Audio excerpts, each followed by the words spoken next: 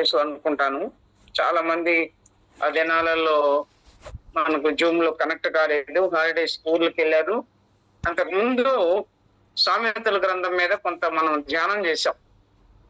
సామెతల గ్రంథంలో యవనస్తులకి తెలివిని వివేచన పుట్టించు సామెతలు, స్త్రీలకి జ్ఞానం ఇచ్చు సామెతలు, యవనస్తులకు నడకను శుద్ధి చేసుకునే సామెతలు, తర్వాత ఇంకా ఈ సకల జనులకి, సకల ప్రజలకి జ్ఞానం ఇచ్చేటువంటి సామెతలు ఇవి. లోకులందరికీ జ్ఞానం ఇచ్చే సామెతలు. ఆ తర్వాత ఆగూరు పలికిన కొన్ని దేవోక్తులు, ధనాన్ని కానీ పేదరికాన్ని కానీ ఇవ్వద్దు, ఏది అవసరమో అది ఇవ్వమని ఆయన యొక్క ఉపదేశం మరి ఇచ్చారు, దేవోక్తి. ఆ తర్వాత ఈ లెమూయేలు తల్లి అతనికి ఉపదేశించిన దేవోక్తి అని కొన్ని భాగాలు ఉన్నాయి ఇందులో.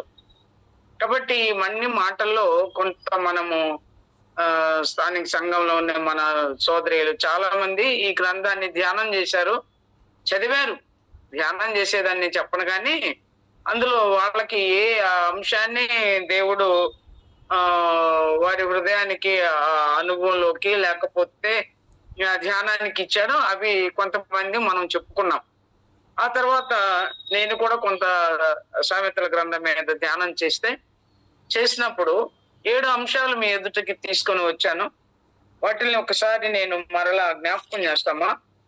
చాలా మంది, నేను చాలా కాలం అయింది మాట్లాడి, మరలా ఈ విషయాల గురించి ధ్యానం చేస్తున్నాం కాబట్టి ఒక్కసారి వాటిని గుర్తుకు తెచ్చుకొని ఆ తర్వాత మన పాఠ్యభాగంలోకి వెళదాం.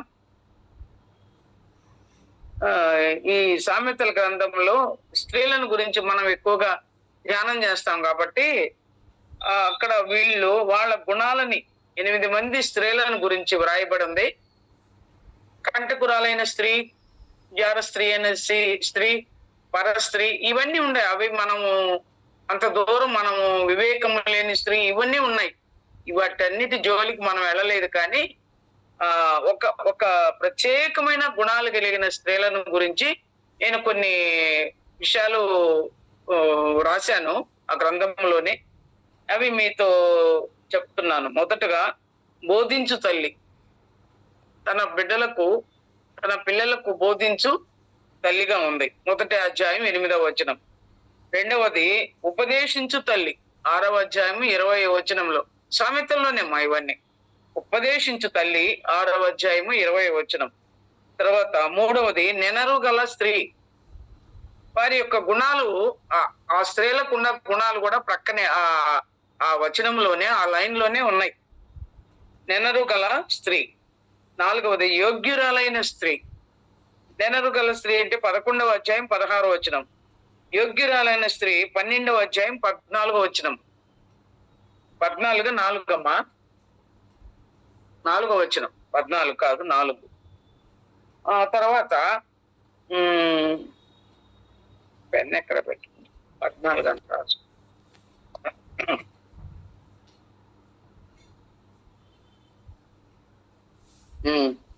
జ్ఞానవంతురాలైన స్త్రీ. జ్ఞానవంతురాలైన స్త్రీ 14వ అధ్యాయము 1వ వచనం. తర్వాత మేలుకరమైన భార్య.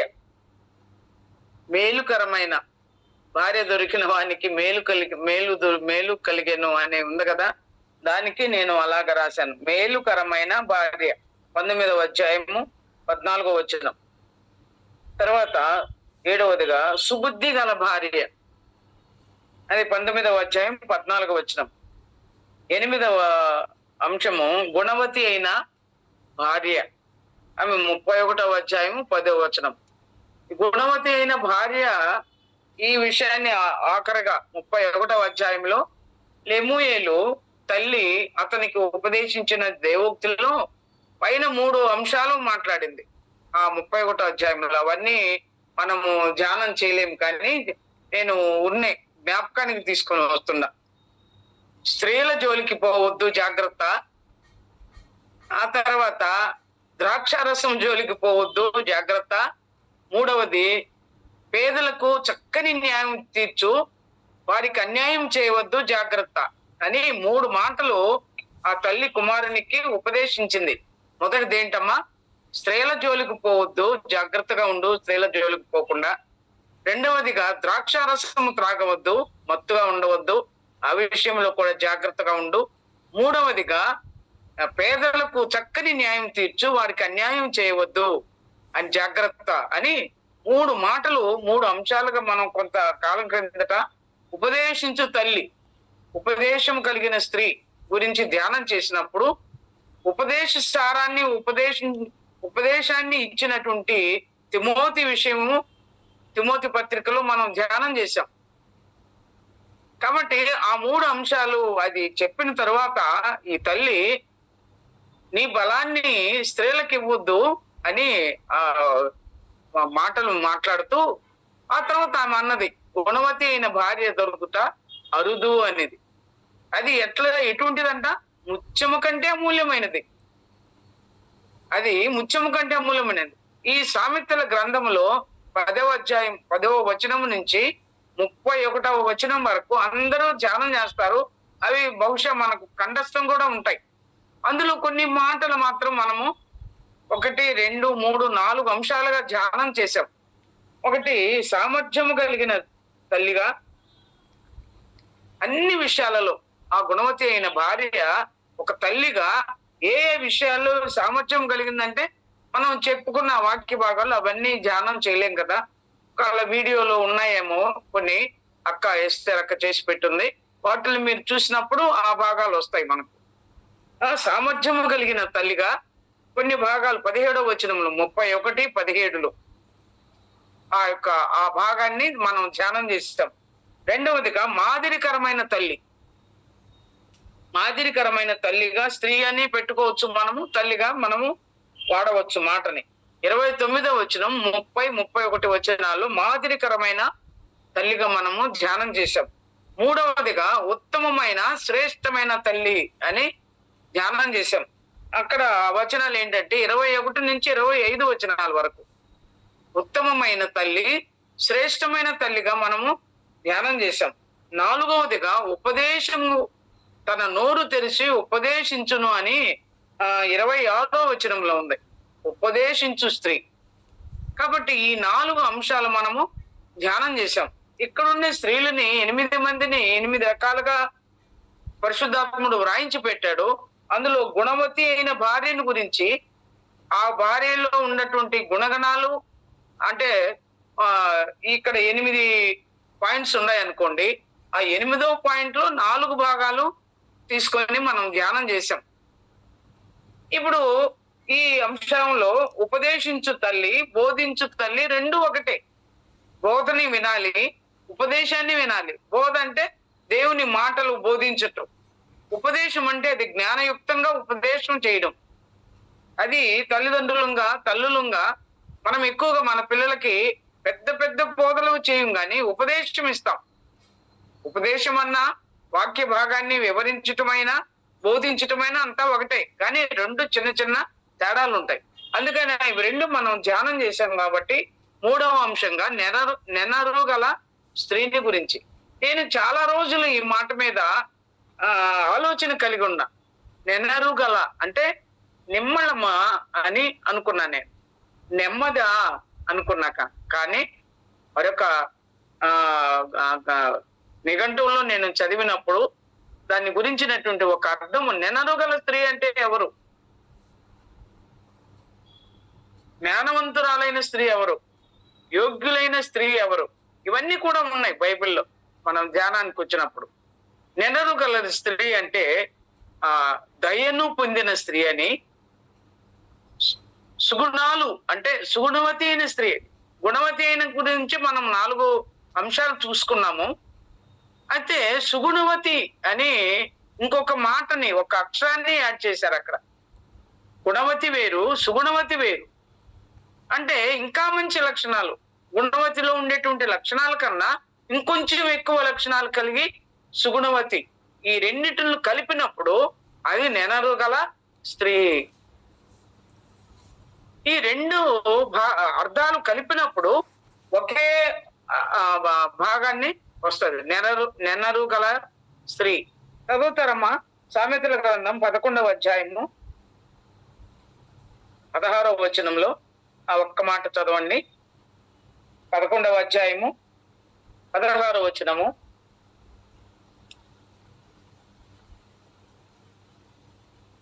నెనరు గల స్త్రీ ఘనతనుదును, బలిష్ఠులు ఐశ్వర్యము చేపట్టుదురు. చాలమ్మా. నెనరు గల స్త్రీ ఏం చేస్తుందంటమ్మా? ఏమంట? నెనరు కలిగిన స్త్రీ ఏమంటే ఆమెకి ఏముంటదంట? ఘనతనుందును. అది ఆ ఒక్క భాగం మనకు ఈరోజు వాక్య ధ్యానము ఆ ఒక్క మాట మీద. నెనరు కలిగిన స్త్రీలు ఎవరు? ఎలాంటి స్త్రీలు నెమ్మది కలిగిన వారుగా ఉంటారు? మనము కొన్నిసారి యుక్తి కలిగిన స్త్రీని గురించి ధ్యానం చేశాం కదమ్మా. సెరువయ్యని గురించి ధ్యానం చేశాము. అందులో అది ఆ తర్వాత యుక్తి కలిగిన స్త్రీని గురించి కూడా మనం ధ్యానం చేశాం. యుక్తి కలిగిన స్త్రీ యోవాబుతో మాట్లాడినటువంటి మాటలు, ఆమె ఒక పట్టణాన్ని ఎట్లా కాపాడిందో ఆయనతో మాట్లాడి, సైన్యాధ్యక్షుడు ఆ పట్టణాన్ని ముట్టడి వేశాడు, ప్రాకారాలని పడగొట్టడానికి సిద్ధపడ్డారు. ఆ సమయంలో ఆ స్త్రీ, యుక్తి కలిగిన స్త్రీ ఎలాగో మాట్లాడిందో మనం ధ్యానం చేశాం. ఆమె మాటలు మాత్రమే ఇంత పెద్ద పట్టణాన్ని, యెహోవా స్వాస్థ్యాన్ని నాశనం చేయడానికి నువ్వెందుకు పూనుకున్నావు అన్నది. ఒక సైన్యాధిపతితో మాట్లాడవలసిన మాటలేనవి. నీతిమంతులు ధైర్యం కలిగి సింహము వంటి ధైర్యము కలిగి సింహము లాగా ఉంటారంట, ధైర్యస్తులు, నీతిమంతులు. కాబట్టి ఆ స్త్రీ, యుక్తి కలిగిన స్త్రీ, నీతిమంతురాలు కనుక ధైర్యముగా యోవాబుతో మాట్లాడుతా ఉంది. ఇంత దేవుని పట్టణాన్ని, దేవుడిచ్చిన స్వాస్థ్యాన్ని నువ్వెందుకు లయం చేయాలనుకుంటున్నావు? పాడు చేయాలనుకుంటున్నావు? నీకేం కావాలి? ఎందుకు ప్రాకారాలను పడగొట్టడానికి వచ్చారు మీరు? ఈ పట్టణాన్ని ఎందుకు ముట్టడి వేయడానికి వచ్చారు? ఇవన్నీ మాటలు సమయోచితమైన మాట పలికింది. అదే మనం ధ్యానం చేశాం. కాబట్టి అటువంటి స్త్రీని గురించి చెప్పినప్పుడు ఆమె మళ్ళా ఇంకొక మాటలు, ఇంక 2 మాటలు అన్నది.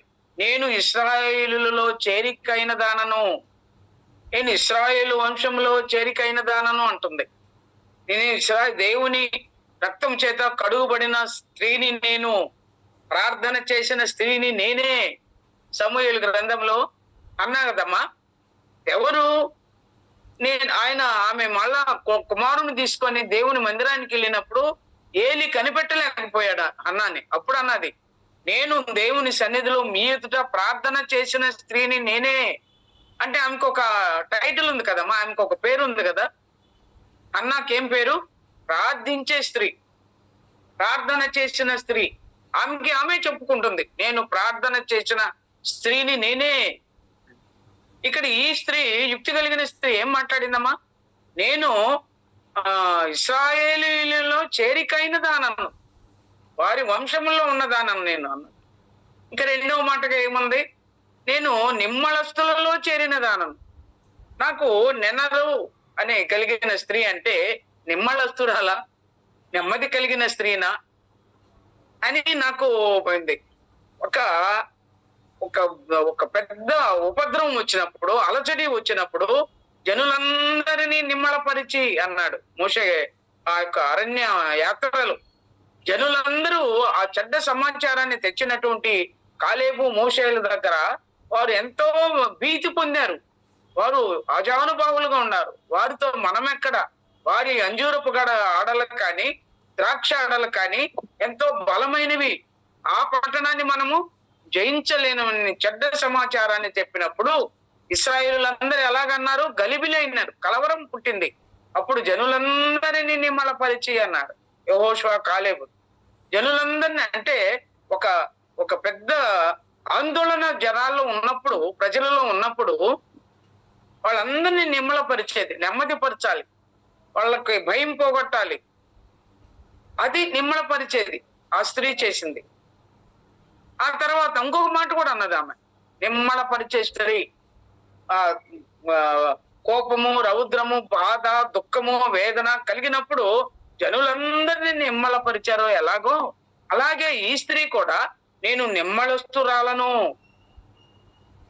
ఇశ్రాయేలులో చేరికైన దానను, నిమ్మళస్తురాలలో చేరికైన దానను. 3వది ఇంకో మాట అన్నదమ్మ. ఏంటమ్మా ఆ మాట? ఏంటి?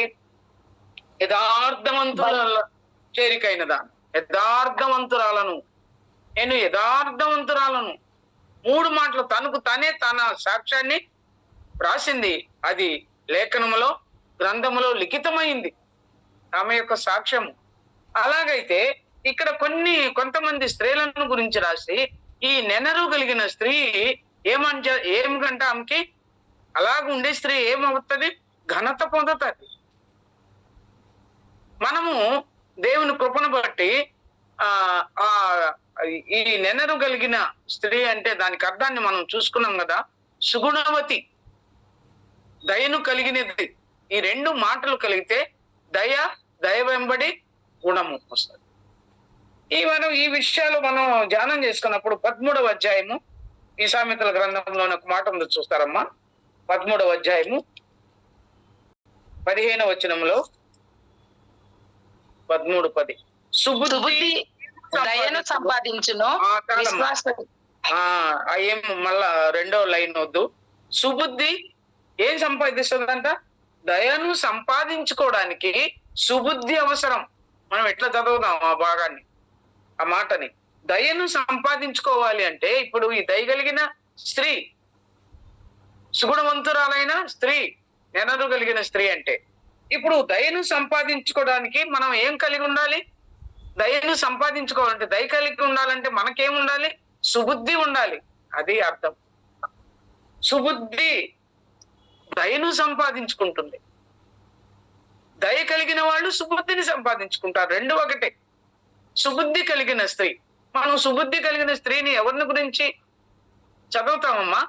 దానియేలు సుబుద్ధి కలిగిన వాడు, దావీదు. అబీగయీలు కూడా సుబుద్ధి కలిగింది.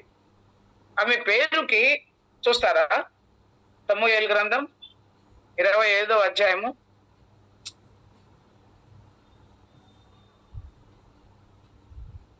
ఆమె పేరుకి మొదటి భాగంలోనే ఉంది. ఈ స్త్రీ నాబాలు అతని భార్య. ఈ స్త్రీ సుబుద్ధి గలదై రూపసి అయి ఉండెను. సుబుద్ధి గలదై రూపసి అయి ఉండెను. అందం ఉంది. అంతకంటే ప్రాముఖ్యమైంది సుబుద్ధి కలిగిన స్త్రీగా ఉంది. సుబుద్ధి కలిగిన స్త్రీ. అందుకనే మంచి బుద్ధి కలిగి ఉంటే మనము దయను సంపాదించుకోగలం. దయను కలిగి ఉంటే సుబుద్ధి దేవుడు మనకిస్తాడు. సుబుద్ధి కలిగి కూడా మనము ఉండగలం. అటువంటి సహోదరి, అటువంటి స్త్రీ అబీగయీలని వ్రాయబడి ఉంది. ఆమెకు చక్కని పదాన్ని దేవుడు ఒక సుబుద్ధి కలిగినది అని దేవుడే ఆమె పేరుకి అర్థాన్ని ఇచ్చాడు. నిన్నే మనం నామకరణాన్ని గురించి మనం ధ్యానం చేశాం కదమ్మా. బాబు చెప్పాడు, దేవుడు కొంతమందికి పేర్లు అలాగూ సూచిస్తా అంట. తల్లిదండ్రులు పెట్టకపోయినా జకర్యాకు పేరు ఆయనే పెట్టాడు. మనోహ భార్యకు సంసోను గురించి పేరు పెట్టాడు. యేసు ప్రభు పుట్టినప్పుడు ఆయనకు ముందుగానే పేరు యేసు అని పేరు పెట్టిద్దామని చెప్పారు. ఇంకా చాలా మంది ఉన్నాయి. అబ్రహాముకు కుమారుడు పుడతాడు, నీకు ఇస్సాకును, అతనికి ఇస్సాకును పేరు పెట్టదు అన్నాడు. వాళ్ళు పుట్టకముందే పేర్లు పరిశుద్ధాత్ముడు దేవుడు వ్రాయించి పెట్టాడు. అలాగే ఈ స్త్రీ విషయంలో కూడా ఆమె సుబుద్ధి కలిగింది అని వ్రాయించాడు లేఖనాలలో. ఇలాంటి భాగాలు, ఈ స్త్రీలను గురించినటువంటి అంశాలు ఎన్నో ఉన్నాయి మనం నేర్చుకునేవి. అందుకనే ఈ భాగాల్లోనే మనము ధ్యానం చేసుకుంటా ఉన్నాం. కంటకురాలైన స్త్రీ ఉంది, వివేకము లేని స్త్రీ ఉంది. కానీ ఆ స్త్రీల జోలికి వద్దు. మనమేమో నేర్చుకోవాలి. నెనరు కలిగిన స్త్రీని గురించి ధ్యానం చేసుకుందాం. మంచి బుద్ధి కలిగిన, సుబుద్ధి కలిగిన స్త్రీని గురించి ధ్యానం చేసుకుందాం. ఇంకా గుణవతి అయినటువంటి స్త్రీని గురించి, సుగుణవతి అయినటువంటి స్త్రీని గురించి మనము నేర్చుకుందాం. అలాగ ఉన్నప్పుడు మనము ఘనతను పొందగలం. చూద్దాం. ఇంకా ఈ 25వ అధ్యాయం మనం చూసాం కదమ్మా. ఇంకొంచెం పైకి వస్తే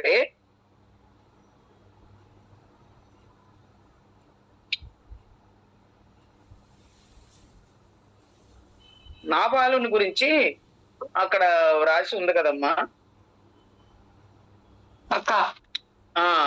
నాబాలు గురించి అతని గుణము, అతని సూచించుచున్నది అంటారు అని ఆ భాగం ఎక్కడుందో చూడండి. 25వ అధ్యాయము మోటుతనము.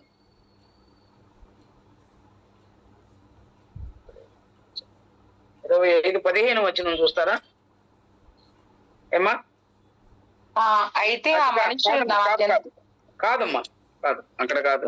అతని గుణము అతన్ని 25వ వచనంలో, నా ఏలినవాడ దుష్టుడైన ఈ నాబాలును లక్ష్య పెట్టవద్దు, అతని పేరు అతని గుణము, అతని పేరు మోటుతనము, అతని గుణము, అతని పేరు మోటుతనము, అతని గుణం అంట.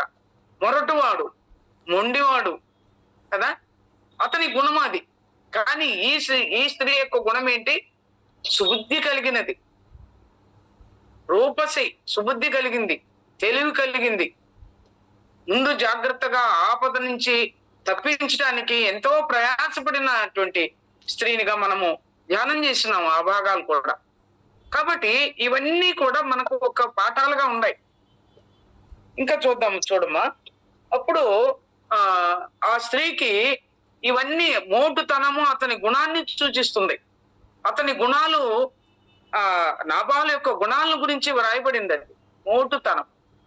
ఒకసారి మనము రాజుల గ్రంథానికి వెళితే ఎలీషాగా ఒక చిన్న ఇశ్రాయేల్ వాళ్ళ ప్రవక్తల సమూహం అంతా వచ్చారు. వారు కూర వండుకోవడానికని వెళ్ళి కూరాకులు కోసుకురమ్మన్నాడు ఆయన. కూరలు వండుకుందామని ఒక కుండ తెప్పించి ఆ కుండలో కూరాకులు తీసుకురమ్మన్నాడు. వాళ్ళు కూరాకులు తెచ్చారు, దాన్ని వండారు. వండిన తర్వాత ఏమైందమ్మా? కూరాకులు చేదు అయింది. ఎందుకు చేదైంది? అది గుణమెరుగక అని వ్రాయబడుతుంది అక్కడ. ఆ భాగాలనే తీయడానికి సమయం కాదు. వాటి గుణమెరుగక, ఆకుల గుణమెరుగక అవి వెర్రి ద్రాక్ష ఆకులు తెచ్చారు. వెర్రి ద్రాక్షలు, నేను మంచి ద్రాక్షలు కాయాలని ఆశపడితే కారు ద్రాక్షలు కాయటకు కారణం ఏమన్నాడు కదా ప్రభువు. అలాగూ మంచి ఆకులు కూర వండుకునే ఆకులు కోసుకురమ్మంటే ఎలీషా, కూరాకులు కోసుకురమ్మంటే వాళ్ళు వెర్రి ఆకులు కోసుకొని వచ్చారంట. అవి వండిన తర్వాత చేదైపోయినాయి. కొత్త పిండి వేస్తే అది మళ్ళా మామూలు అయిందనుకోండి. అంటే గుణమెరుగక అని వ్రాయబడి ఉంది అక్కడ. గుణం ఏంది? అది మంచి ఆక, చేదు ఆక, అది వండుకుందా?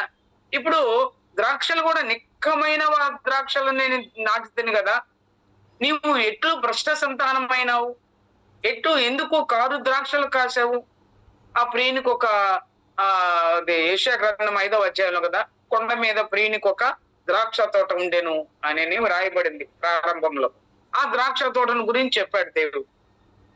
కాబట్టి ఇశ్రాయేలు ద్రాక్షావళికి పోల్చారు, చెట్లకు పోల్చారు, మెట్టలకు పోల్చారు, ప్రాకారాలకు పోల్చారు, గుమ్మాలకు పోల్చారు. ఇవన్నీ కూడా పోలికగా ఉన్నాయి. ఇక్కడ ఇతని పేరుకి అతని గుణాన్ని సూచిస్తుందంట. కొన్ని సందర్భాల్లో మనకు గుణం మెరుగుక కొన్ని తీసుకొస్తాము. ఆ గుణం మంచి పడాలంటే, మెరుగుపడాలంటే దేవుడే దానికి న్యాయవంతుడు, తీర్పరి ఆయనే. కాబట్టి ఈ స్త్రీల గురించి మనం ధ్యానం చేసేటప్పుడు దయను సంపాదించుకోవడానికి సుబుద్ధి కలిగి ఉండాలి. రెండవదిగా ఆమె గుణాన్ని సూచిస్తుంది. ఆమె అందము, సుబుద్ధి, ఆమె గుణాన్ని సూచిస్తుంది. అబీగయీలు. అది ఇంకొకరు వ్యక్తిని కూడా మనం చూద్దామమ్మా. దయను పొందిన ఇంకొక భాగాన్ని కూడా చూద్దాం. ఆదికాండము 50వ అధ్యాయంలో యోసేపుని గురించి వ్రాయబడి ఉంది కదమ్మా అక్కడ. ఆదికాండము 50వ అధ్యాయము 15వ వచనంలో ఈ సహోదరులు, అదంతా మనం చదవడానికి సమయం కాదు కానీ భయపడి 21వ వచనంలో ఉంది. అవన్నీ చదువుకోవచ్చు. 15 నుంచి 21 వరకు అంత భాగాన్ని మనం భయపడి నేను మిమ్మల్ని మీ పిల్లలు పోషించదురని చెప్పి వారిని ఆదరించి చాలా అమ్మ. ఇది దయ కలిగి ఉండడం. ఏందండి? దేని మీద దయ కలిగి ఉన్నాడు? మొదట వారు వాళ్ళ అన్నలు ఆయనకు అపకారం చేశారు. ఇప్పుడు తండ్రి ద్వారా అందరూ కలిశారు, సంతోషంగా ఉన్నారు. తండ్రి చనిపోయినాడు యాకోబు. ఇప్పుడు మన తమ్ముడు మన మీద పగబట్టునేమో అని ఇవన్నీ ఒకరికొకరు మాట్లాడుకుంటూ ఒకరిని దయచేసి మా అపరాధములను పాపములను క్షమించమని అక్కడే వ్రాయబడింది. అతనితో చెప్పుడని ఒకరిని విషయాన్ని చెప్పి పంపించారు. రాయబారం పంపించినట్టుగా తమ్ముని దగ్గరకు. తమ్ముడు రాజు కదా, ఇప్పుడు ఐగుప్తు రాజు అయ్యాడు, ప్రధానిగా ఉన్నాడు ఆయన. కాబట్టి అక్కడికి పంపించినప్పుడు నేను దేవుని స్థానాన్ని ఉంటున్నానా, నేను దేవుణ్ణా, మీ పాపాలు క్షమించడానికి ఏదో తెలియక చేశారు, నేను దానిని మనసులో ఉంచుకోను అని వాటితో దయతో ప్రీతితో మాట్లాడిన వాడు యోసేపు. దయగలిగిన వాడు, అందుకని ఆయన ఘనతను పొందాడు. ఐగుప్తు దేశంలో ఘనుడుగా ఎంచబడ్డాడు. ఇటువంటి మనుషుని మనం కనుగొనగలమా? దైవాత్మ కలిగిన మనుషుడు, దేవుని ఆత్మ కలిగిన మనుషుని మనం కనుగొనగలమా? ఆయన ఏది చెప్పాడో అదే చేద్దాం మన దేశంలో అని రాజు మొదలుకొని అధికారుల వరకు నిర్ణయం తీసుకున్నారు యోసేపు విషయంలో. అలాగే ఇప్పుడు కూడా అందుకనే ఈ దయ కలిగిన వాడు కనుక ఘనత పొందాడు. ఇంకా మనం ఇంకొక మాట కూడా చూద్దాం. చూడమ్మా, 2వ సమూయేలు గ్రంథం, సమూయేలు 2వ గ్రంథం 9వ అధ్యాయం.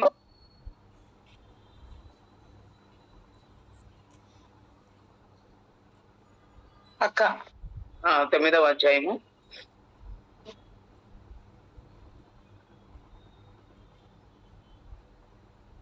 3వ వచనం చదువుతారమ్మా. అక్క రాజు యెహోవా నాకు దయ చూపి- చదవండి సిస్టర్. రాజు యెహోవా నాకు దయచూపినట్లుగా నేను ఉపకారము చేయుటకు సౌలు కుటుంబములో ఎవడైనానొకడు శేషించి ఉన్నాడా అని అతని అడుగగా, సీబా యోనాతానుకు కుట్టికాళ్ళు గల కుమారుడొకడు ఉన్నాడని రాజుతో మనవి చేశాను. చాలమ్మా, చాలు. ఈ ఈ విషయంలో ఏంది, నాకు యెహోవా నాకు దయ చూపినట్లుగా నేను ఉపకారము చేయుటకు సౌలు కుటుంబంలో ఎవరైనా ఉన్నాడా? దయ చూపించిన వారికి దయ చూపించేవాడు దేవుడు. మన దేవుడు మన పట్ల దయ కలిగిన వాడు, కనికరం కలిగిన వాడు, ఆయన కృప కలిగిన వాడు, ఆయన వాత్సల్యం కలిగిన వాడు, కరుణా వాత్సల్యములు కలిగిన వాడు మన ప్రియ ప్రభు.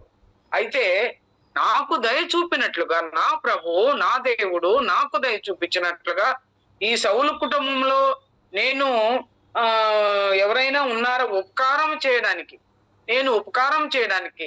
ఎందుకు ఉపకారం చేస్తున్నాడు ఆయన? రాజు చేత అభిషేకించబడిన వాడు సౌలు, సమూయేలు చేత అభిషేకించబడిన రాజుగా, మొట్టమొదటి రాజుగా ఉన్నాడు. ఆ కుటుంబానికి నేను సహాయం చేయాలి, ఆ కుటుంబం మీద నేను దయగలిగి ఉండాలి, నేను ఉపకారం చేయాలి. ఎవరైనా ఉన్నారా, ఎవరైనా కలడా అని అడుగుతున్నాడు. మెఫీబోషెతున్నాడు. చిరకాలము, జీవిత కాలము ఆయన బల్ల యొద్ద భోజనము చేస్తున్నాడు. అందుకని ఆయన ఘనత పొందినవాడు దావీదు. రాజులో చరిత్రలో ఆయనకున్నంతటువంటి అధికారం కావచ్చు, అతని ఘనత కావచ్చు, ఆయన ప్రజల దగ్గర ఆయనకున్న మంచి పేరు కావచ్చు. మనం పోయిన వారం మనకు ఏమి కూడా తీసుకొని వచ్చింది కదా, ఆయన హృదయానుసారుడైన మనుష్యుడు. దేవుని నా హృదయానుసారుడైన మనుష్యుడు, నా ఇష్టానుసారుడైన మనుష్యుడు, అతడు యథార్థవంతుడు. అలా ఇంకొక మాట కూడా ఉంది, చూస్తారమ్మా. సమూయేలు గ్రంథము 1 సమూయేలు 22వ అధ్యాయంలో, 1 సమూయేలు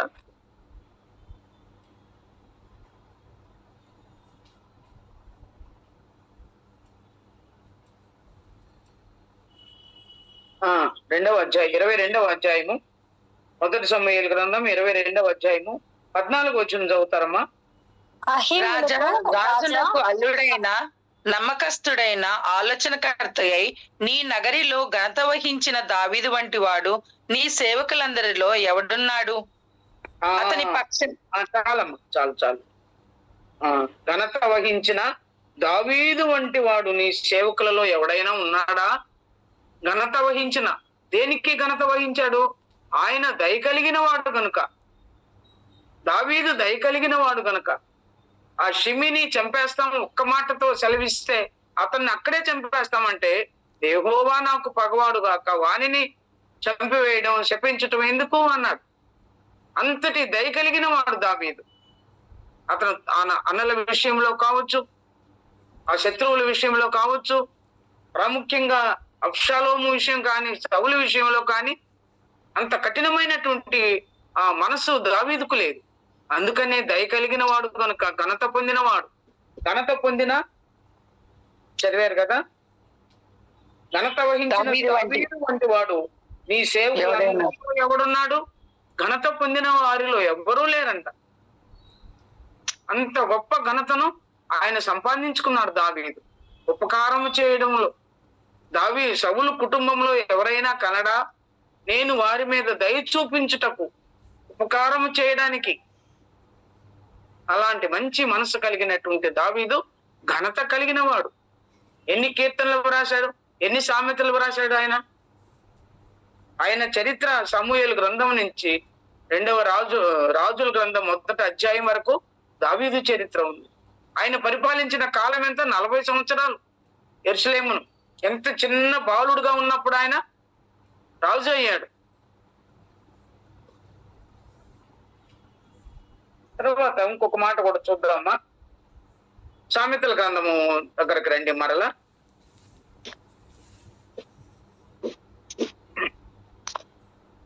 ముప్పై 31వ అధ్యాయము,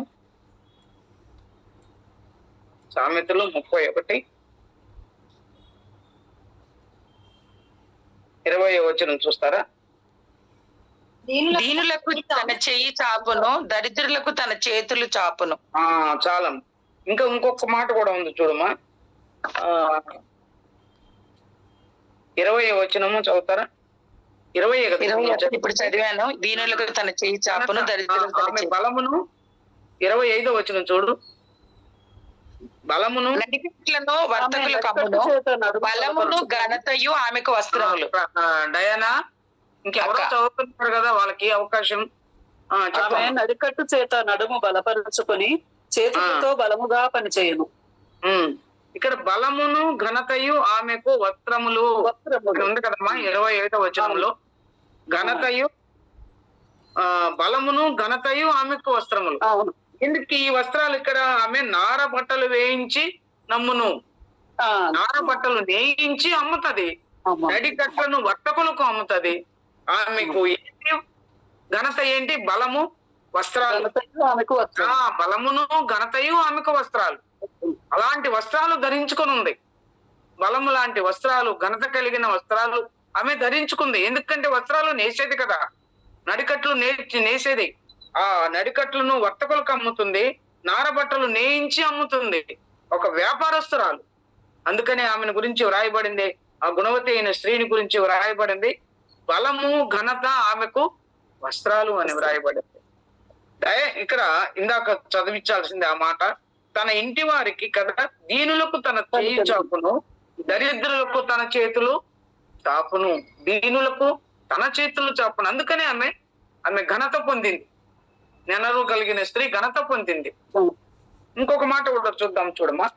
పేతురు రాసిన 2వ పత్రిక, పేతురు రాసిన 2వ పత్రిక,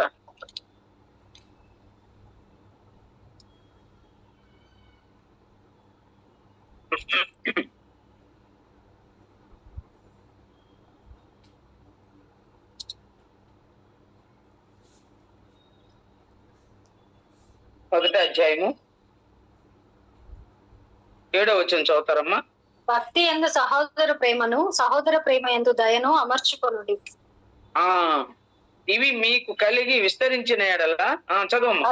ఇవి మీకు కలిగి విస్తరించిన ఎడల అవి మన ప్రభు అయిన యేసుక్రీస్తుని గురించిన అనుభవ జ్ఞాన విషయములో మిమ్మల్ని సోమరులైనను నిష్ఫలులైనను కాకుండా చేయను. ఏమి చేయాలంట? సో పైన ఇంకా ఆ హేతువు చేత అని ప్రారంభించాడు. మీ మట్టుకు మీరు పూర్ణ జాగ్రత్త కలవారై విశ్వాసముందు సద్గుణమునందు జ్ఞానము, ఇవన్నీ రాశారు కదమ్మా. ఇంకా చదువుతారు అది ఆ పై మాటలు. ఆ హేతు చేతనే మీ మట్టుకు మీరు పూర్ణ జాగ్రత్త గలవారై మీ విశ్వాసమునందు సద్గుణమును, సద్గుణమునందు జ్ఞానమును, జ్ఞానమునందు ఆశా నిగ్రహమును, ఆశా నిగ్రహమునందు సహనమును, సహనమునందు భక్తిని, భక్తి యందు సహోదర ప్రేమను, సహోదర ప్రేమ యందు దయను అమర్చుకొనుడి. ఇవి మీకు కలిగి విస్తరించిన ఎడల అన్నాడు. ఇవి మీకు కలిగి విస్తరించిన. ఇప్పుడు పైన ఎన్ని చదివామమ్మా? మీరు ఇక్కడ సమయం లేదు కానీ ఇంటికి వెళ్ళాక అన్ని అండర్లైన్ చేసుకోండి. ఒకవేళ ఆల్రెడీ ఉన్నదేమో మీరు అండర్లైన్ చేసుకొని ఉండారేమో. ఎన్నెన్ని విషయాలు. విశ్వాసమునందు మీరు పూర్ణ జాగ్రత్త గలవారే మీ మట్టుకు మీరు ఈ హేతువు చేత అని ఆ పైన విషయాలన్నీ అమూల్యమైనటువంటి అత్యధికములైన వాగ్దానాలన్నీ దేవుడు మనకి ఇచ్చాడు గనుక వీటి విషయంలో మనం నిష్ఫలం కాకుండా అని వాటిని ఏమని రాశాడు కదమ్మా అక్కడ. ఆ హేతువు చేతనే మీరు మీ మట్టుకు మీరు పూర్ణ జాగ్రత్త కలిగి ఉండండి అన్నాడు. చాలా అమూల్యమైన అత్యధికములైన వాగ్దానాలు దేవుడు మనకి ఇచ్చాడు గనుక మనం వాటి విషయంలో జాగ్రత్త కలిగి, ఏ జాగ్రత్త? పూర్ణమైన జాగ్రత్త కలిగిన వారై మీ విశ్వాసమునందు సద్గుణము, మంచి గుణాన్ని మనము అలవర్చుకోవాలి. సద్గుణాన్ని అలవర్చుకోవాలి. సద్గుణమునందు జ్ఞానము కలిగి ఉంటది. జ్ఞానము కలిగి ఉంటే ఆశా నిగ్రహం కలిగి ఉంటాము. ఆశా నిగ్రహమునందు సహనము కలిగి ఉంటాం, ఓర్పు కలిగి ఉంటాం. ఆ తర్వాత సహనమునందు ఈ సహనము, ఓర్పు, నిరీక్షణ ఈ కలిగి ఉన్నప్పుడు భక్తిని కూడా మనకు దేవుడిస్తాడు. భక్తి యందు సహోదర ప్రేమ యందు దయను అమర్చుకొనుడి. ఎక్కడి నుంచి ఎక్కడికి వచ్చామమ్మా మనం? విశ్వాసంలో ఒక్కొక్క మెట్టు మనం అభివృద్ధి పొందుకుంటూ వచ్చినప్పుడు మన హృదయం అంతా, మన మనసంతా దేవుని మీద, మనుషుల మీద, పేదవారి మీద, ఇంకా అన్ని జనుల మీద మనము దయను చూపించుకుంటాం. అప్పుడు మనకు ఘనత కలుగుతుంది. ఇవన్నీ ఎన్ని అంశాలు ఉన్నాయో మీకు మీరే ఒక ప్రశ్న వేసుకొని ఇవన్నీ మనకున్నాయా, వాటిలో ఏది మనకు ఉంది, ఏది మనకు లేదని మనమే ప్రశ్న వేసుకుందాం. ఒక క్విజ్ లాంటిది అనుకోండి మీరు. మనము ప్రభు ఏం చెప్పాడు, పేతురు ఏం చెప్పాడు? భక్త కోటికి రాస్తున్నాడు ఆయన. దేవుని నమ్మినటువంటి భక్త కోటికి, విశ్వాసులందరికీ కూడా రాస్తున్నాడు. మీ మట్టుకు మీరు పూర్ణ జాగ్రత్త గలవారై విశ్వాసమందు సద్గుణమును అని ప్రారంభించాడు. ఆఖరగా సహోదర ప్రేమ యందు దయను అలవరుచుకొనుడి అన్నాడా? అమర్చుకొనుడి. మనం అమర్చుకోవాలి. ఇవన్నీ కూడా మనలో ఉన్నటువంటి విషయాలన్నీ కూడా ఒక్కొక్కటి మనం నేర్చుకుందాం. విశ్వాసం అంటే ప్రార్థన, రక్షించబడడం, బాప్తిస్మం తీసుకోవడం, తర్వాత దేవుని సన్నిధిలో బల్ల రొట్టె తీసుకోవడం, ఆదివారం ప్రార్థనకు రావడం, ఇదొక్కటే కాదమ్మా. ఇవన్నీ మనం కలిగి ఉన్నప్పుడు దేవుడు మనల్ని ఘనత హెచ్చిస్తాడు. ఆ తర్వాత ఇంకా 2వ మాటకు మనం వద్దామమ్మా. సమయం అయింది. 12వ అధ్యాయంలో మనం చదువుకుంది ఒక్క మాట చదువుతారా? 12, 11, 16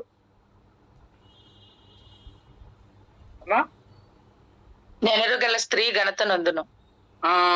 నెనరు కలిగిన స్త్రీ ఏమంట? ఘనత నుందుని. చాలా విషయాలు మనము చదివాము. ఘనత నుండును, ఘనత కలిగి ఉంటారు. నెనరు కలిగిన స్త్రీ, గుణవంతురాలైన సుగుణవతి అయిన స్త్రీ. మనం అబీగయిలుని జ్ఞాపకం చేసుకున్నాము, దావీదును గుర్తుకు తెచ్చుకున్నాము, యోసేపును జ్ఞాపకం చేసుకున్నాము. అంత మాత్రమే కాదు, సహోదర ప్రేమ, విశ్వాసులు భక్త కోటికి పేతురు రాసిన ఈ భాగాలన్నీ కూడా మనము ధ్యానం చేసుకున్నాం. ఇలాగ కలిగి ఉన్నప్పుడు మనము మంచి ఘనతను పొందగలం దేవుని ఎదుట. ఇప్పుడు ఈ ఘనత అనేది మరొక అంశంగా ఉంది. అక్కడంతా ప్రేమ, దయ, మంచి గుణాలు, గుణగణాలు ఇవన్నీ మనం ధ్యానం చేసాము. ఇప్పుడు ఘనతను గురించి కొన్ని మాటలు చదువుకుందాం. ఆ తర్వాత మనకు కూడా సమయం అయిపోయింది. ఈ ఆలోచన మన యొక్క జీవిత విధానంలో భక్తి కలిగిన స్త్రీలు, ఘనత కలిగిన స్త్రీలు, ఆలోచన కలిగిన స్త్రీలు, వివేచన కలిగిన స్త్రీలు, జ్ఞాన హృదయం కలిగిన స్త్రీలు, చాలా మంది స్త్రీలు ఉన్నారమ్మా. ఏదో ఒక్క భాగాన్ని తీసుకొని అదే మనం చెప్పుకోవడం కాదు, కానీ చాలా మంది స్త్రీలు ఉన్నారు. వారి యొక్క ఒక్కొక్కరికి ఒక్కొక్క పేరు, ఒక్కొక్క స్త్రీకి ఒక్కొక్క పేరు బైబిల్లో ఉంది. రోదనము చే స్త్రీలు, తెలివి కలిగిన స్త్రీలు, వారిని పిలవనంపండి. మా కొరకు వారు రోదనము చేయాలి. మొదటి జామున సియోను కుమారి లెమ్ము, నీ పసిపిల్లల ప్రాణం కొరకు నీ చేతులు ఆయన తట్టు ఎత్తుము అన్న విలాప వాక్యములు. మన పసిపిల్లల ప్రాణం కొరకు, వారి యొక్క క్షేమం కొరకు, వారి భద్రత కొరకు, వారి రక్షణ కొరకు ఈ లోకంలో ప్రాకారములాగా మన ప్రార్థన వారికి ఉండాలని మనం మొదటి జామున లేచి మన చేతులు ఆయన తట్టు ఎత్తాలి. మన చేతులు ఆయన తట్టు ఎత్తి మనము ప్రార్థన చేయాలి. కన్నీళ్లు విడిచినట్టుగా, మన కన్నులు ఒలికిపోనట్లుగా సియోను కుమారి నువ్వు ఇశ్రాయేలీయుల కొరకు ప్రార్థించమంటున్నారు. అలాగైతే మన బిడ్డల కొరకు మనము ప్రార్థించాలి. అప్పుడే మన పిల్లలు ఒక మంచి స్థితిలో ఉన్నప్పుడు మనకు ఒక ఘనత, మనకు ఒక మెప్పు కదా. ఇప్పుడు మనకు ఒక మాట గుర్తుకొస్తుందమ్మా, గనురాలు. ఎవరైనా అది ఓపెన్ చేసుకొని చెప్పగలరా? గనురాలు, ఘనత కలిగిన స్త్రీ. ఓకే, థ్యాంక్ యూ మా. షునేమీయురాలు, గనురాలు. ఆమె పేరు ఏమి రాయలేదు, కానీ ఆమెకు ఒక, మనం ఇందాక అనుకున్నాం కదా, ఒక పేరు ఆ స్త్రీకి, గనురాలు. దేనిని బట్టి ఆమె గనురాలు అన్నారు? దేనిని బట్టి పరిశుద్ధ గ్రంథములో, ఈ లేఖనాలలో ఆ షూనేమీయురాలు యొక్క ప్రస్తావన తీసుకొచ్చి పరిశుద్ధాత్ముడు వ్రాయించి పెట్టాడు? ఏ విషయాల్లో ఘనమైనది ఆమె? ఘనత కలిగింది ఏ విషయంలో? ఆమె ఆలోచన. ఒక దైవజనుడు మన ఇంటి మీదుగా ఈ దారిన వస్తూ పోతూ ఉన్నాడు, ఒక దైవజనుడు. అతడు చదువుతారమ్మా? గ్రంథము కదా. అవునండి, 2వ రాజులు 4వ అధ్యాయము 8వ వచనం చదవండి. ముందు 2 మాటలు చదువుకున్నాం. ఒక దినమందు ఎలీషా షూనేము పట్టణమునకు పోగా అచ్చట గనురాలైన ఒక స్త్రీ భోజనమునకు రమ్మని అతన్ని బలవంతం చేశాడు. అతడు ఆ మార్గమున, అది చదువమ్మా. అవునండి. కాగా ఆమె తన పెనిమిటిని చూచి మన ఎద్దకు వచ్చు. ఇంకా ముందు చదవాలి. అలాగే అంటే ఆ మార్గమున ఉందండి. స్త్రీ భోజనమునకు రమ్మని అతని బలవంతం చేశాడు కనుక అతడు ఆ మార్గమున వచ్చినప్పుడెల్లా ఆమె ఇంట భోజనము చేయిచూ వచ్చను. ఇప్పుడు ఆ మార్గమున వచ్చినప్పుడెల్లా ఆమె ఇంట భోజనం చేయించు వచ్చాను. దానికంటే ముందు ఏముంది అక్కడ? బలవంతము చేశాను. ఒక స్త్రీ భోజనంకు రమ్మని అతని బలవంతము చేశాను. ఆ మార్గమున వచ్చినప్పుడెల్లా పోవున్నప్పుడెల్లా, అంటే వచ్చేటప్పుడు పోయేటప్పుడు ఆ షూనేము పట్టణం మీద పోతున్నాడు ఎలీషా. అప్పుడు ఆమె బలవంతం చేస్తుంది ఇంటికి రమ్మని. మనం కూడా హైదరాబాద్కి వస్తున్నారు, దైవ సేవకులు వెళుతున్నారు, మనం ఎవరిని బలవంతం చేయం. వాళ్ళ పనులు వాళ్ళు వస్తున్నారు, మందిరానికి వస్తారు, వెళ్ళిపోతున్నారు. కానీ ఈ స్త్రీ ఆ దైవజనుని గమనించింది.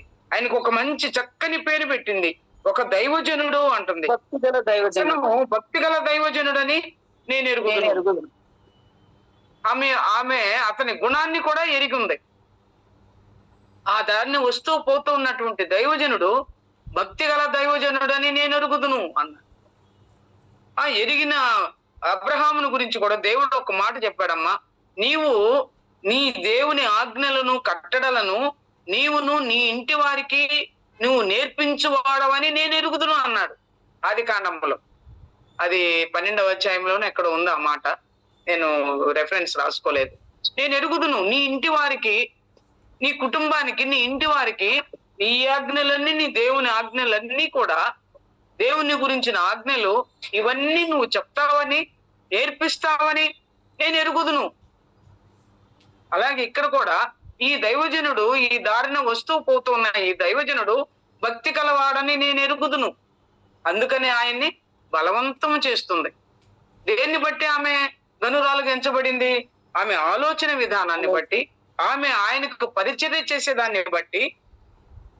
ఇంకొక మాట కూడా దైవజనుడు అన్నాడు ఆమెను గురించి, చదువుతారమ్మా? 13వ వచనం చూడు. అతడు, నీవు ఇంత శ్రద్ధాభక్తులు మా యందు కనపరిచితివి, నీకు నేనేమి చేయవలెను? చాలమ్మా. ఇవేమన్నాడు ఇక్కడ? నీవు మా యందు ఇంత శ్రద్ధాభక్తులు మా యందు కనపరిచితివి. అదే నేను వస్తున్నా. నీవు ఇంత శ్రద్ధాభక్తులు మా యందు, అది నా అంటే ఎలీషా తోటి ఎవరున్నారు? గెహజీ కూడా ఉంటున్నాడు. ఇంకా కొంతమంది కూడా ఉండొచ్చు, ప్రవక్తలు శిష్యులు కూడా ఉంటారు. వాళ్ళకి చాలా మంది ప్రవక్తలు ఉండేవారు, ప్రవక్తలకి శిష్యులు ఉండేవారు. కాబట్టి మా ఎడల, మా యందు నీవు ఇంత శ్రద్ధ, భక్తి కలిగిన స్త్రీ, శ్రద్ధ కలిగిన స్త్రీ కూడా. అందుకని ఆయన అన్నాడు, ఆమెను ఆయన గమనిస్తున్నాడు, ఆయన్ని గుణాన్ని ఆమె గమనిస్తుంది. అలాగైతే ప్రియ ప్రభు మనల్ని గమనించడా? మనం దేవుణ్ణే చూస్తున్నాం. ఆయన దయ కలిగిన వాడు, ఆయన ప్రేమ కలిగిన వాడు, ఆయన కృప కలిగిన వాడు, ఆయన కాపాడగలిగిన వాడు, ఆయన సంరక్షించేవాడు, ఆయన పోషించేవాడు, ఇవన్నీ మనకు తెలుసు దేవుని విషయాలు. అయితే ఇవి మనలో ఏమేమి ఉండాలని దేవుడు కూడా మనల్ని చూస్తా ఉన్నాడు. ఆ స్త్రీ ఆయన్ని గమనిస్తుంది, ఆ స్త్రీని కూడా ఎలీషా ప్రవక్త గమనిస్తున్నాడు. అలాగైతే మన ప్రియ ప్రభు కూడా మనల్ని గమనించినప్పుడు మనలో ఏ గుణాలు ఉన్నాయి? దేవుణ్ణి గణపరిచే గుణాలు ఉన్నాయా? పరిచర్య చేసే గుణాలు ఉన్నాయా? ఆతిథ్యం ఇచ్చే గుణాలు ఉన్నాయా? తర్వాత వారిని గురించి ఆలోచన చేసే గుణాలు ఉన్నాయా? భక్తి కలిగిన వారంగా ఉన్నామా? శ్రద్ధ కలిగి చేస్తున్నామా? యెహోవా కార్యములు శ్రద్ధగా చేయాలంట, అశ్రద్ధగా చేయకూడదు. నేను ఆ పదాన్ని కూడా వాడలేను, ఆ శాపం మనకు రాకూడదు కూడా. మనము దేవుని పనిని శ్రద్ధగా చేయాలి. కాబట్టి ఇలాంటి ఆలోచనలు, ఇలాంటి వ్యక్తిత్వం, ఇలాంటి విశ్వాస జీవితం మనలో ఉందా? అప్పుడే మనం ఘనత పొందగలం. ఇంకా చూద్దామమ్మా. నీవు మా యందు కనపరచుటకు, ఆయనే అంటున్నాడు, నువ్వు శ్రద్ధ కలిగిన దానివి, భక్తి కలిగిన దానివి, మా మీద ఇంత జాగ్రత్త కలిగి ఉండవే నువ్వు అంటున్నాడు. ఆమె శ్రద్ధ కలిగింది, భక్తి కలిగింది. ఇంకా చూద్దాం చూడమ్మా. దావీదు గురించి ఇందాక చదువుకున్నాం అన్నమాట, మరలా ఒక్కసారి చదువుదాం. సమూయేలు మొదటి గ్రంథం, ఇందాక కూడా అదే ఆ మాటను చదివాము. నీ వంటి ఘనత వహించిన నీ వంటి వాడెవడున్నాడు? దానికి ముందు కొన్ని మాటలు ఉన్నాయి, అవి చదవండి. సమూయేలు రాసిన మొదటి గ్రంథం 22వ అధ్యాయము.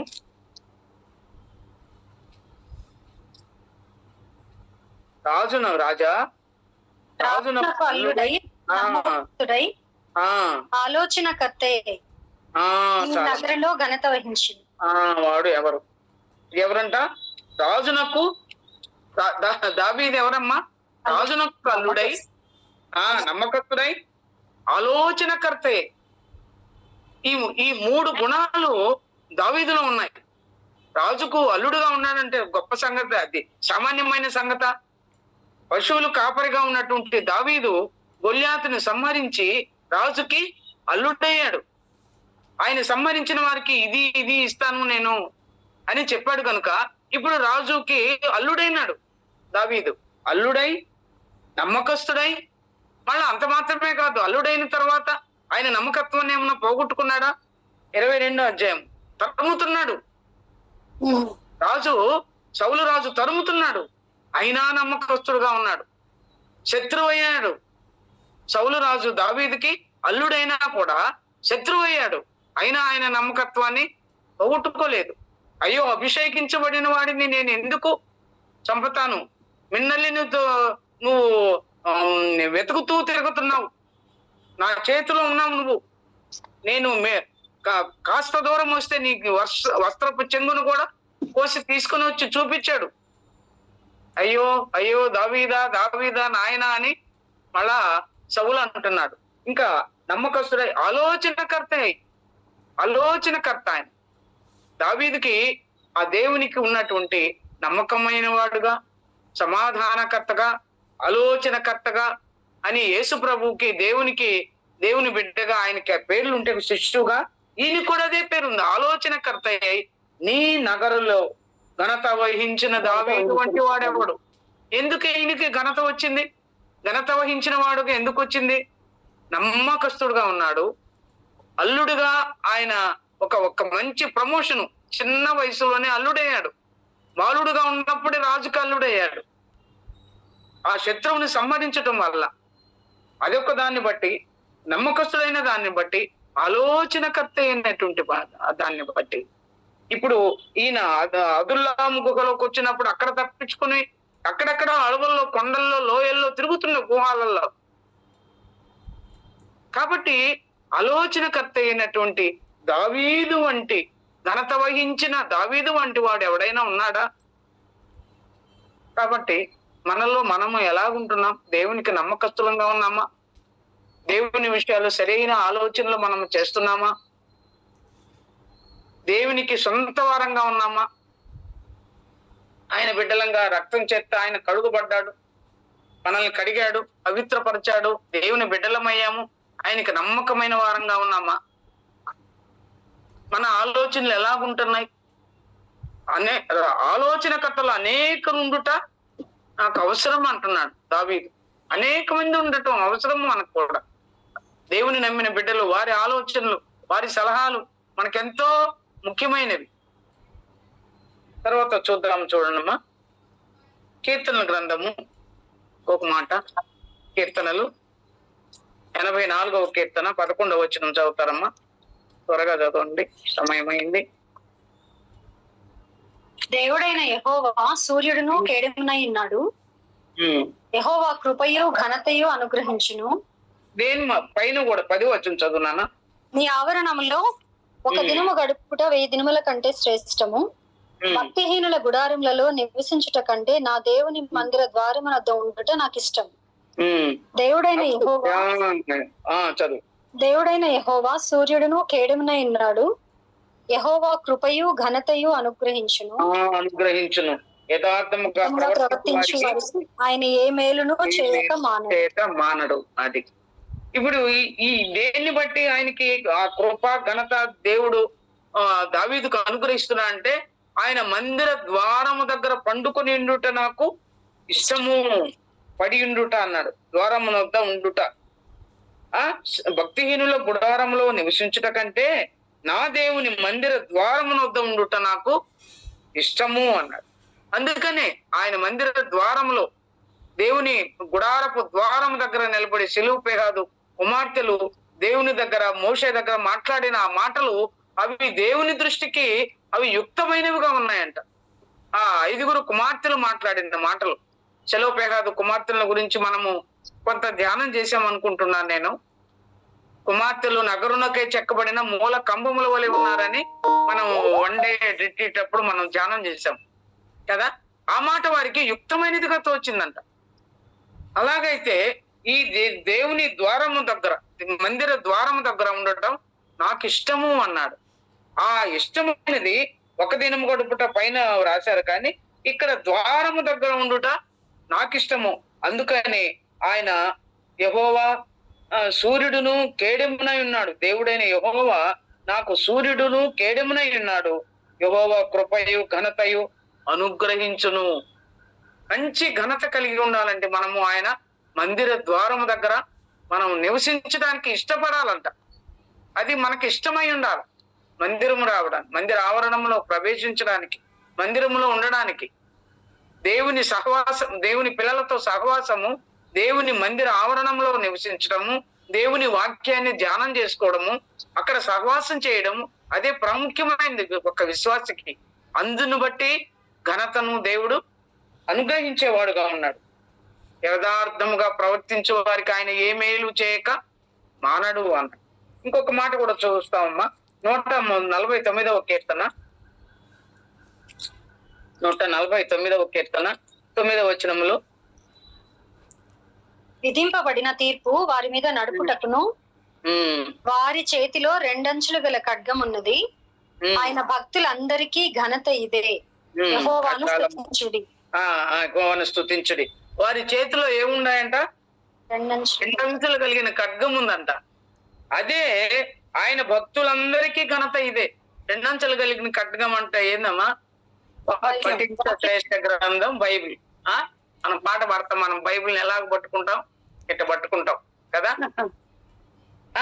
అది మన చేతిలో రెండంచెలు కలిగిన ఖడ్గం ఉంటే, నీ దగ్గర కత్తి లేకపోతే నీ బట్టను అమ్మి కత్తి కనుక్కోమంటున్నాడు ప్రభు ఉపమానాలు చెప్తూ. కాబట్టి మన దగ్గర మంచి బైబిల్స్, చాలా చాలా వెలగలిగిన బైబిల్స్ కూడా ఉన్నాయి. కొన్ని సంఘాలలో బైబిల్ లేని పిల్లలు కూడా ఉంటున్నారు, పేదవారు.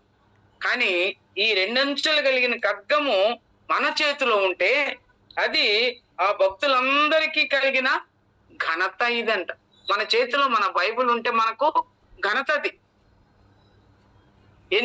ఏమి వస్తువులు వేసుకున్నా, ఎన్ని నగలు అలంకరించుకున్నా, వాటన్నిటికంటే ఘనతను ఏది తెస్తదమ్మా? ఈ బైబిల్ గ్రంథాన్ని మనం చేతిలో పట్టుకుంటే, మన చేతిలో ఉంటే అది ఘనత. ఇంకా ఆఖరిగా ఇంకొక మాట చదువుకొని ముగించేసుకుందాం. అపోస్తల కార్యం 17వ అధ్యాయంలో ఒక మాట ఉంది. భక్తి కలిగిన స్త్రీలను గురించి వ్రాయబడి ఉంది అక్కడమ్మా. ఘనత కలిగిన స్త్రీలు. అపోస్తల కార్యం 17వ అధ్యాయము వారిలో కొందరును భక్తి పరులకు గ్రీసు దేశస్థులో 4వ వచనం చదువు. ఘనత గల స్త్రీలలో అనేకులను ఒప్పుకొని పౌలుతోనూ శీలతోనూ కలుసుకొని. ఘనత కలిగిన స్త్రీలు అంటే గ్రీసు దేశస్థులు ఘనత కలిగిన వారు. గ్రీసు దేశస్థులు జ్ఞానమును వెతికేవారు. విస్తారంగా ఇసుక రేణువులంతా విస్తారమైన జ్ఞానం ఉందంట గ్రీసు దేశస్థులకి, గ్రీకులకి. సిరోఫెనికాయ ఆ స్త్రీ, కనాను స్త్రీ కూడా గ్రీసు దేశస్థురాలని వ్రాయబడి ఉంది. మరి గ్రీసు దేశస్థురాలు ఎవరమ్మా?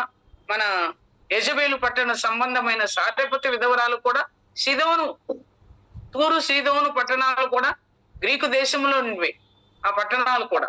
కాబట్టి వారందరూ చాలా జ్ఞానవంతులు. ఇప్పుడు చదువుకునే చరిత్రలో కూడా, హిస్టరీలో కూడా ఈ గ్రీకు దేశస్తుల గురించి అలెగ్జాండర్ ఎవరు? గ్రీకు దేశస్తుడే. అందరూ అంత జ్ఞానం కలిగిన వాళ్ళు.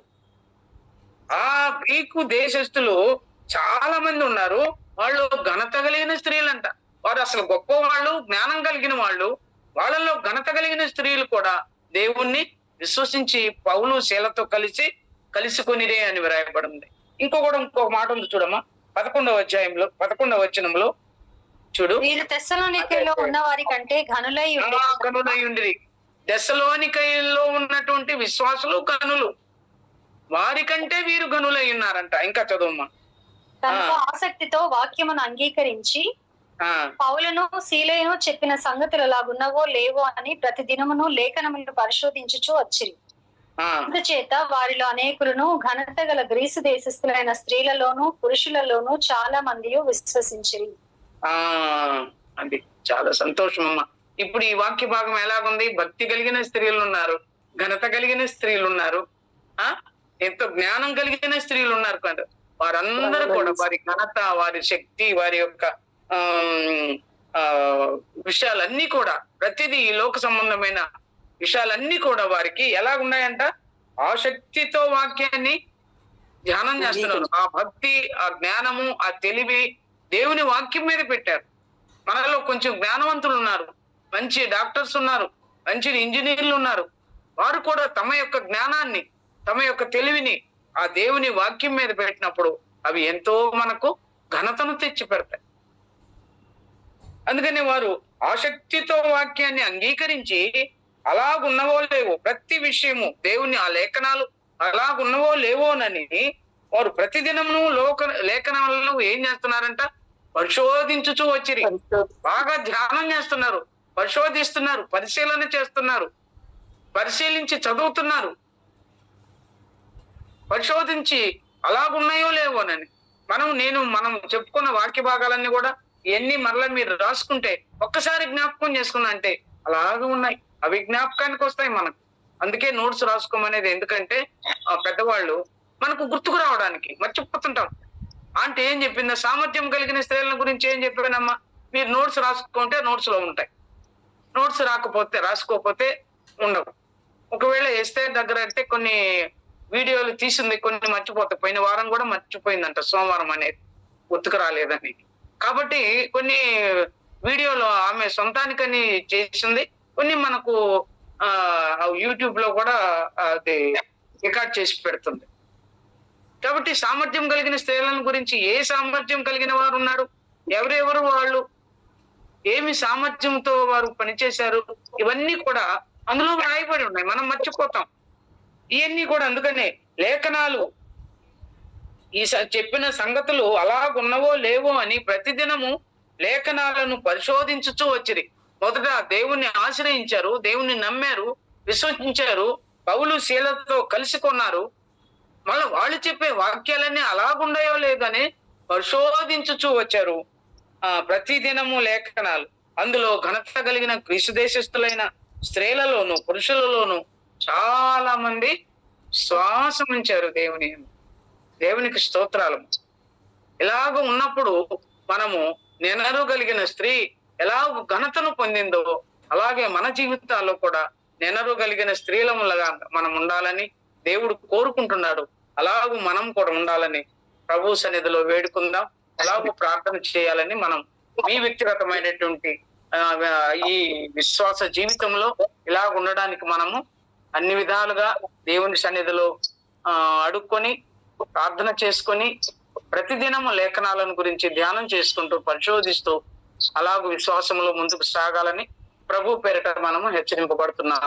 దేవుడి మాటలు మన కొరకు దీవించును గాక. ఆమేన్. వందనాలు.